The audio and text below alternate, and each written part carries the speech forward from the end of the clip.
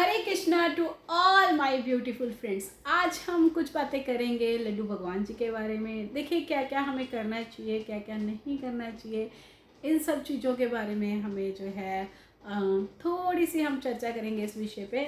बहुत सारे लोग हैं जो मैं मानती हूँ उनकी बहुत आस्था रहती है, वो हर जगह लड्डू गोपाल जी को लेके जाते हैं, लेकिन सच बताऊँ ये बहुत गलत चीज़ है। आप लड्डू भगवान को कहीं भी लेके चले जाते हो, कहीं भी ट्रैवल कर रहे होते हो, कई बार कहीं उनको मतलब ऐसे ऐसे नहीं करना चाहिए। और कुछ लोग तो मैंने ऐसे देखे हैं कि लड्डू भगवान जी को जो है लहसुन और अदरक लहसुन और प्याज का जो है वो भोग लगाते हैं, तो ये चीज़ भी नहीं करनी चाहिए। हमें इसमें ना नाम अपराध लगेगा। देखिए जो लड्डू भगवान जी होते हैं ना, ये सिर्फ उन्हीं लोगों को रखने चाहिए जिन लोगों से ना सेवा प्रॉपरली हो सके। देखिए जब हम बड़े हो जाते हैं, बच्चे हैं ना, तो वो अपना ध्यान खुद रख लेते हैं। जैसे हम जैसे हमारे बच्चे बड़े हो जाते हैं, लेकिन जब हमारा बच्चा छोटा होता है तो हमें उसकी ना हर टाइम उसकी केयर करनी पड़ती है। लाइक उसको टाइमली नहलाना, उसको टाइम टू टाइम खाना, दूध,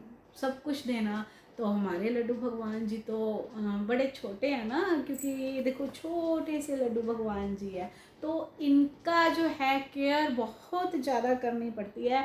ऐसे नहीं है कि हम घर में ले आए और इनको जो है वो बिल्कुल जैसे एक माँ अपने बच्चे को पालती है ना, वैसे इनकी केयर करनी पड़ती है। और जो इनकी ऐसी इतनी केयर नहीं कर सकता ना, तो मैं क्षमा चाहूँगी उनसे, लेकिन उनको जो है लड्डू भगवान जी बिल्कुल भी अपने घर में नहीं लाने चाहिए। क्योंकि हम जो है अगर हम इसमें समर्थ नहीं हैं, जो भी लेडीज़, तो वो जो है बड़े कृष्ण भगवान जी रख सकते हैं, जिनकी बहुत ज़्यादा केयर करने की मतलब ज़रूरत नहीं पड़ती। लेकिन जब हम ऐसे इतने छोटे बच्चे को, हम अपने बच्चे को भी तो ना हर टाइम पालते हैं, हर टाइम उसको हमारी नीड होती है, तो ऐसे ही लड्डू भगवान जी को हमारी हर टाइम नीड होती है, क्योंकि ये बाल गोपाल रूप है ना।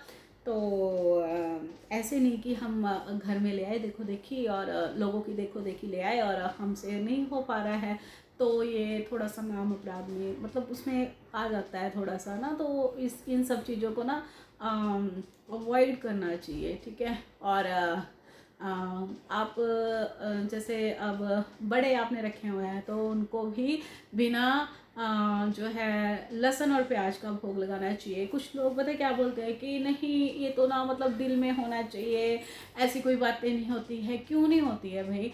हमारे घर अगर कोई मेहमान आ जाता है तो हम उसको भी तो उसकी पसंद का बना के खिलाते ही है ना। अगर हमारा खुद का बच्चा बोल दे कि मैंने लहसुन प्याज वाली सब्ज़ी नहीं खानी है, या मम्मा मुझे ये सब्ज़ी पसंद नहीं, आप दूसरी बनाओ, तो आप नहीं बनाओगे क्या? तो बनाओगे ना। तो मतलब उतनी ही आप जितना आप में समर्थ है। ऐसा नहीं है कि हाँ मन के भाव चाहिए, मन के भाव चाहिए, बिल्कुल चाहिए, कौन मना कर रहे नहीं चाहिए। लेकिन ऐसे मन के भाव भी क्या करने हैं अगर आप थोड़ा सा अपना कंफर्ट जोन भी भगवान के लिए जो है वो त्याग नहीं सकते हैं, तो ऐसा भी मन का भाव फिर कैसा मन का भाव हुआ? आपको पता है सुदामा सुदामा, मीराबाई वगैरह, ये जो जो भी इतने इतने सच्चे सुच्चे, जिनके हम पैरों की धूल तक नहीं कभी बन सकते, इनके पास इतनी फैसिलिटीज़ नहीं थी। हमारे पास देखो कितनी फैसिलिटी है ना। हमारे पास गैस है, मिनट में ऑन करो, आधे घंटे में जो है प्रसादम तैयार हो जाता है, तो क्या दिक्कत है? लड्डू भगवान जी रखें, ज़रूर रखें, लेकिन अगर आप इनकी अच्छे से केयर कर पाओ तो। अदरवाइज़ लड्डू भगवान जी को रखने का कोई मतलब नहीं रह जाता है। आप राधे कृष्ण अगर किसी भी भगवान को देखो, अभी नवरात्रे आएंगे है ना, तो नवरात्रों में बहुत सारे घर है जिनमें प्याज यूज़ नहीं होता, जिनमें लहसुन यूज़ नहीं होता। वजह क्या है प्याज और लहसुन यूज़ नहीं होता? क्योंकि ये जो है वो उसके शरीर से निकले होते हैं, दानव के शरीर से जो है, दानव के मुंह से इनका जो है, या फिर उनके जो भी है वेस्ट मटेरियल से इनका जो है उत्पाद होता है। तो स्मेल भी होती है प्याज में, लहसुन में, है ना। तो प्याज लहसुन का यूज़ जो है बिल्कुल ही नवरात्रों में भी नहीं करते। वो क्यों नहीं करते हैं? क्योंकि कोई भी देवी देवता प्याज और लहसुन वाले भोजन का भोग जो है वो नहीं पाते हैं, ठीक है। कान्हा जी, माता रानी, ये सब भगवान जो भी जितने भी जो हैं भगवान जी हैं, वो विदाउट प्याज और लहसुन का जो है प्रसादम पाते हैं। तो प्रसाद और भोग, जैसे भोग लगाना क्यों ज़रूरी है, हर घर में क्यों ज़रूरी है? क्योंकि बिना भोग लगाया हुआ जो खाना होता है वो एक तरह से जो है वो पाप खाते हैं हम, है ना। देखो वो तो बिल्कुल ही खाने नहीं चाहिए, है ना। जो मुर्गी मच्छी वगैरह जो भी खाते हैं वो तो बिल्कुल ही नहीं खाने चाहिए हमें। लेकिन जो हम प्रसाद खाते हैं ना, कई बोलते हैं कि ये भी तो, इनमें भी तो जान है, पौधों में भी तो जान है, और उसमें भी जान है। तो एक तरह से हम जो है कुछ लोग कहते हैं कि एक तरह से हम जो है गेहूँ जो खाते हैं पौधों में भी जान होती है और उसमें भी जान होती है, तो क्या फ़र्क है, क्यों ना खाएं। देखिए उसमें ना गेहूँ जो है चिल्लाएगा नहीं। आपने कभी देखा होगा, नोटिस किया होगा, मछली को पानी से निकालते हैं तो वो तड़फती है ना, और मुर्गे को जब हम बनाते हैं तो लिटरली वो रो रहा होता है। काफ़ी मुर्गे रो रहे होते हैं, उनको पता होता है हमारी डेथ होने वाली है ना। तो उनको काटते हैं, उनमें से खून निकलता है, उनमें से हड्डी निकलती है, और बिल्कुल नहीं खाना चाहिए। बिल्कुल ये चीज़ें महापाप होती है। लेकिन गेहूं को अगर हम पिसवाते हैं, उसमें से तो नहीं ना निकल रहा, वो हमारे एक भगवान ने वैसे बनाया हुआ है कि वो हमारे खाने लायक ही बनाया हुआ है। जो गेहूँ पर पेड़ पौधे होते हैं ना, उनमें जो है उतना पाप वास नहीं करता। लेकिन जब हम किसी चीज़ को मारेंगे, मार के खाएंगे, जैसे हमें खून निकलता है ना, हमें चोट लग जाती है, तो उसमें भी तो खून होता है ना। जब वो मुर्गी को मारते हैं वो खून होता है, हड्डियाँ होती हैं, तो कैसे कैसे खा लेते हो। अरे जब आप गेहूँ की रोटी वगैरह बनाते हो या सब्जियां बनाते हो, उस बर्तन को साफ़ करते हो, मांजते हो, उसमें से नमक आती है, नहीं आती है। लेकिन जब हम ये गंदी गंदी चीज़ें जो हैं लोग खाते हैं, मांस खाते हैं, या मतलब ऐसे करते हैं, तो कितनी गंदी बर्तन में से बदबू आती है। छी छी, मैं इन चीज़ों के बारे में तो मैं बात भी नहीं करना चाहती। लेकिन हाँ, मैं इस चीज़ के बारे में ज़रूर बोलूँगी कि अगर किसी के घर में जो है बिना प्रसाद लगाए भोजन खाते हैं, तो प्लीज़ प्लीज़ प्लीज़ थोड़ा सा जो है आप प्रसाद लगा के खाना शुरू कीजिए। आप डेफिनेटली 1 महीने के अंदर अंदर आप फ़र्क देखोगे। थोड़ा सा अपने कंफर्ट जोन से बाहर आओ ना, भगवान के लिए थोड़ा सा कुछ करो। देखो यहाँ पे तो हम सबके लिए बना रहे हैं, है ना, सबके लिए बना रहे हैं, अपने पति के लिए बना रहे हैं, अपने भाई के लिए, मतलब अपने बच्चों के लिए बना रहे हैं, किसी के लिए भी बना रहे हैं, सबको खुश कर रहे हैं ना। तो जिन्होंने हमें आगे हमने सबने एक दिन, आपको पता है, सबने चले जाना, सबने मर जाना।